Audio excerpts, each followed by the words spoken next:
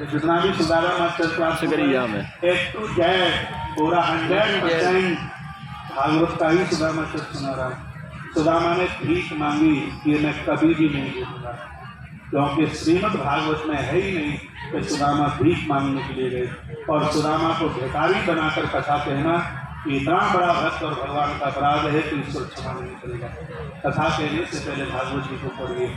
लोग तो ये भी कहते हैं कि भगवान के दरवाजे पर सुदामा आए थे, द्वारपाल ने धक्के दिए, बांस मारे, डंडे मारे। मैंने सुना है वक्ताओं के मुँह से, व्यास से, जो ईश्वर के दरबार में जाकर के पहुँचेगा और भगवान के दरबार में और भक्त की कुटाई और पिटाई हो तो भगवान का ही स्वयं का एक बहुत बड़ा अपमान है। और व्यास सीट पर बैठ कर ऐसी छोटी बातें करना, सुदामा से भीख मंगवाना, उनसे याचना करवाना, ये बिल्कुल भी ठीक नहीं है। सुदामा वो भक्त है जिसने भगवान द्वारकाधीश से प्रत्यक्ष रूप में बिल्कुल कुछ भी नहीं मांगा। सुदामा के लिए जो पहला श्लोक बोला गया है, दृष्ट इंद्रियार्थेषु प्रशांतात्मा जितेंद्रिय, सुदामा चरित्र का 30वें नंबर का 14 और 5वें नंबर का जो 3 श्लोक है, इसमें सुदामा की पूरी गहराई को बता दिया है। सुदामा क्या है, पूरे भागवत में जो संबोधन भगवान व्यास ने सुदामा के लिए किया वो किसी और के लिए त्यागी नहीं है। आज्ञा ये विरक्त है, जो विरक्त है वो भिखारी कभी नहीं हो सकता। इंद्रिया अर्थेषु, जिसकी इंद्रियों में धन की लोलुपता नहीं है। और सबसे आनंद की बात है, इसके लिए किसको बोला कि ये साक्षात कृष्ण का सबसे प्रिय मित्र है। कृष्णाशील सखा कश्यप भगवान व्यास लिखते हैं, तो जो परमात्मा का मित्र है वो कभी भिखारी नहीं हो सकता। तो ये ऐसी छोटी बातें कह करके इस भक्त का कभी अपमान न करना।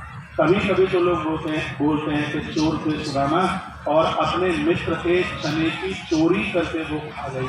बड़ा कष्ट होता है ये सुनकर, तो हम लोग ये कथाएं पढ़ते रहते हैं और जिसको कुछ थोड़ी बहुत जानकारी है और जब वो ये सब सुनता है तो पीड़ा होती है। हाँ, सुदामा ने चने खाए थे, लेकिन सुदामा ने चने चुरा करके नहीं खाए। वो भी एक कथा थी, वो भी आप सुन लीजिए। उज्जैन में एक ब्राह्मणी रहती थी, जिसका पति चला गया था दुनिया छोड़ करके। बेचारी अपनी जीवन का गुजारा करती थी, भिक्षा मांग करके लाती और उससे अपना गुजारा होता था। एक दिन भिक्षा कभी ठीक नहीं होती है, भिक्षा में उसको चने मिले।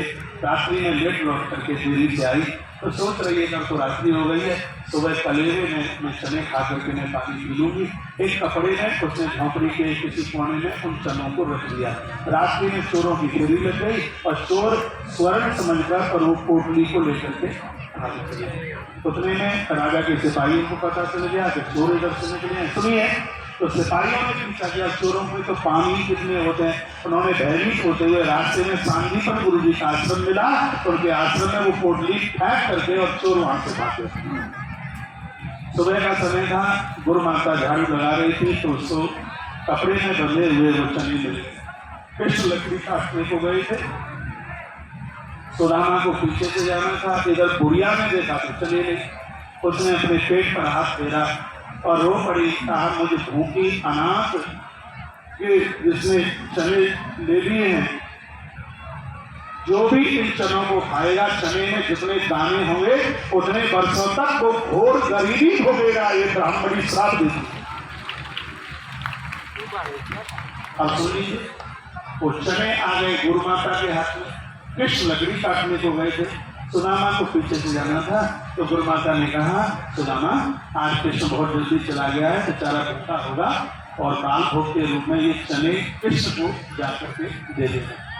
सुदामा चने लेकर के चले। अब चने के अभिषेक श्राप लगा हुआ था तो बड़ा उच्चाटन हो रहा था। सुदामा गायत्री जपने वाला महात्मा है, बड़ा अद्भुत ब्राह्मण है सुदामा, और सुदामा जैसा महात्मा जीवन में गलती नहीं करेगा। उसने कहा बात क्या है, मेरा मन विक्षिप्त क्यों हो रहा है, हलचल मेरे मन में क्यों है। जैसे सुदामा ने पीपल के पेड़ के नीचे बैठ करके समाधि लगाई तो बुढ़िया का श्राप नजर आ गया हाथ में। सुदामा खड़े हो गए, इन चनों को श्राप देश ब्राह्मणी का लगा है। और गुरु माता ने कहा है कि कृष्ण को देना है, मैं कहती कृष्ण को देना है चना, और दूंगा तो कृष्ण को चना, गुरु माता ने कह दिया है। लेकिन इन चनों को खा करके कृष्ण विपत्ति झेलें कि सुदामा कभी भी स्वीकार नहीं कर पाएगा। मैं अपने मित्र को विपत्ति नहीं झेलने दूंगा, मित्र की विपत्ति मैं झेलूंगा। और उसी समय सुदामा ने उस विपत्ति को स्वयं में झेलने के लिए उन चनों को खा लिया। तो चोरी के चने नहीं थे, अपने मित्र की पीड़ा, अपने मित्र का दुख उन्होंने अपने ऊपर लिया। और जब गुरुजी को जब पता चला, गुरु ने भी ज्यादा ध्यान नहीं दिया, उनको पता लगा कि कृष्ण को चने मिले नहीं और ये सुदामा उनको खुद खा गया, तो ऊपर से गुरुदेव का एक श्राप और मिल गया। गुरुदेव का श्राप भी वरदान साबित हुआ। इसी कथा में स्वयं सुदामा कृष्ण के साथ बोले और उन्होंने कह दिया, जिससे माथे पर श्री अक्षय लिखा है और मैं श्राप देता हूँ उसी श्री क्षय हो जाए, गरीबी आ जाए।